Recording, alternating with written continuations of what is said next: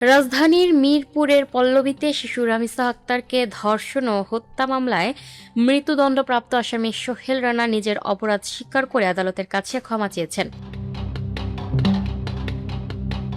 হাইকোর্টে jail appeal শুনানির সময় তিনি বলেন, আমি ভুল করেছি, ক্ষমা চাই। তিনি দাবি করেন, আর্থিক সংকট, পারিবারিক অশান্তি এবং মাদকাসক্ত অবস্থার কারণে ঘটনাটি ঘটেছে। তার ভাষায়, তিনি দীর্ঘদিন ইয়াবা ও অন্যান্য মাদকের নেশায় আসক্ত ছিলেন এবং সে অবস্থায় অপরাধ সংগঠিত হয়। সোহেল রানা জানান, তিনি আগে অটোরিকশা গ্যারেজে মিস্ত্রির কাজ করতেন এবং পরিবারের ভরণ-পোষণ নিয়ে চরম সংকটে ছিলেন। তবে তিনি দাবি করেন, এর আগে তিনি কোনো অপরাধে জড়িত ছিলেন না। একই মামলায় মৃত্যুদণ্ডপ্রাপ্ত তার স্ত্রী স্বপ্না আক্তার নিজেকে নির্দোষ দাবি করে খালাস প্রার্থনা করেছেন। এর আগে 11 জুন কারা কর্তৃপক্ষের মাধ্যমে হাইকোর্টে জেল আপিল করেন দুই আসামি। রোববার হাইকোর্ট তাদের আপিল শুনানির জন্য গ্রহণ করেন।